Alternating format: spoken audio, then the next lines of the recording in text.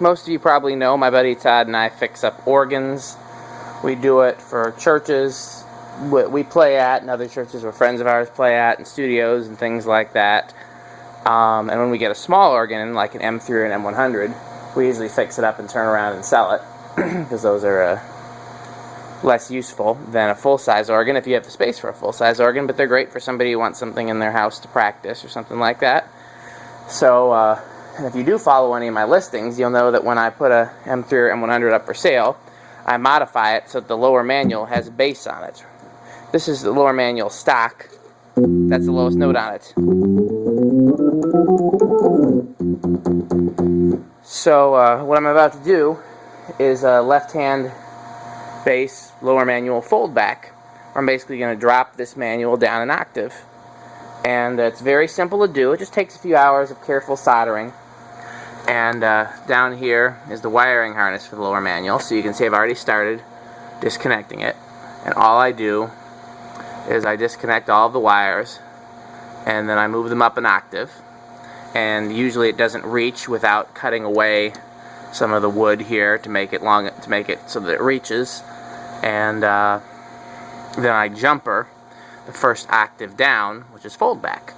And I will do some more videos as it goes on, so you can see how that goes. If you're comfortable soldering, it's a fairly, and you gotta do a little bit of woodworking.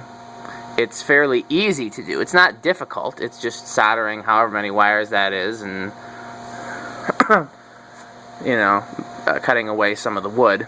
It takes a few hours. Your only materials cost is wire and solder, which is pretty cheap. But you got to be careful, because if you're not a good careful with your soldering, you can break off some of these lugs, and the wires that connect to them are tiny, and so you can pretty well screw up your lower manual if you're not careful. So yeah, I'll post some progress as I do it, just so you can see what's involved in it. Usually when I do this, it makes these spinets a lot more useful. If I would have known about this modification when I had spinets, I could have done a lot more gigging with them.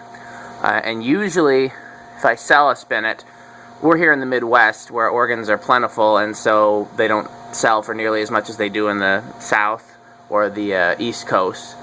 But around here, without the modifications, an M3 or an M100 generally can sell for around $200, and once I do the modification, I can usually get an easy $300 for it. When I put them on eBay, I put them on there a little higher because of the eBay fees. But yeah, usually you can bump the price up at least $100 once you do this mod. Which, I mean, it's a fair trade-off given the amount of time involved. You know, that's a few hours of skilled labor for $100. So it's, you know, you're not making a killing by any means. But if you're like us and you're just trying to find the organs good homes, and hopefully make back something for your time and parts and gas and everything else, it's helpful, and it definitely makes them a lot more useful. So I'm going to get back to work, but thanks for watching. So part 2 here, we got the wiring harness off, and it needs to go up an octave, which is right here, and you can see it doesn't quite reach. So what I got to do is I got to cut away some of that wood end block there to make it reach. It's not pretty, but the whole thing gets covered up with the cover anyways. So I'm gonna work on that now, and then I'll do another video once I start soldering the new harness on. Or not new harness, you know what I meant. It's the same harness, but it's in a new position. Hammer and chisel, I cut away some of the end block here, and so there's now a place for the wiring harness to go, and you can see the first one lines up, and so I'm going to start soldering those on there now, and that's the next step, so I'll keep you posted. Okay, continuing our step-by-step process, you can see that the first 12 are soldered in place. I'm about to get some wire and jumper them to the bottom 12. I always keep the organ on while I'm doing this so I can make sure.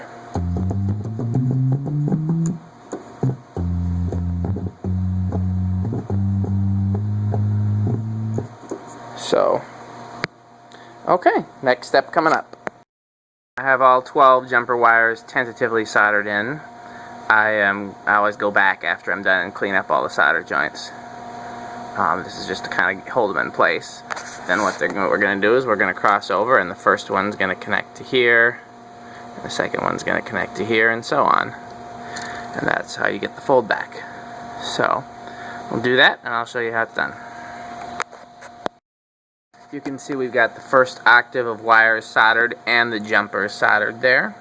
So the result that you get from that is that was the lowest note on the organ. Now it's still the lowest note on the organ, but listen. Oh, I forgot that we don't have all the wires soldered yet. Anyhow.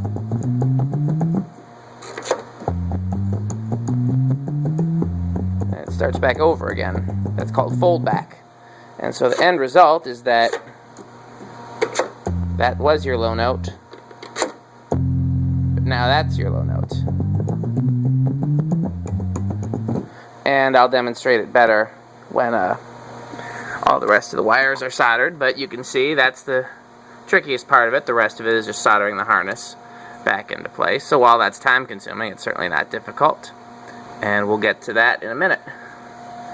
So thanks for watching. We got the whole harness soldered on here. We got the jumpers for the first octave there, and then the rest of it soldered on as normal. And if you did it correctly, when you're done, you should have exactly 12 leads left. Since you're moving it down an octave, you lose your highest octave, and you should therefore have 12 notes that you're no longer using. You could just cut this off, but then you'd never be able to revert it back to normal. So what I do is I wrap each one of these in electrical tape and then just tuck it inside. So I'm going to do that now, and we're pretty much done. Okay, I got the cover back on there. Wires extend out the bottom a little bit, but no one's going to notice that. And you have to be a little bit creative. I use drywall screws instead of the original screws. Down here they'll fit fine into where they went before. This one you're going to have to be a little bit creative with, since you cut out part of that end block. But that's all there is to it. And now you have left hand base,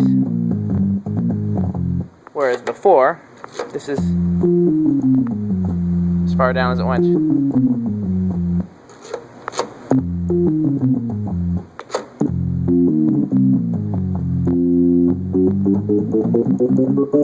So, hope that helps somebody. Thanks for watching.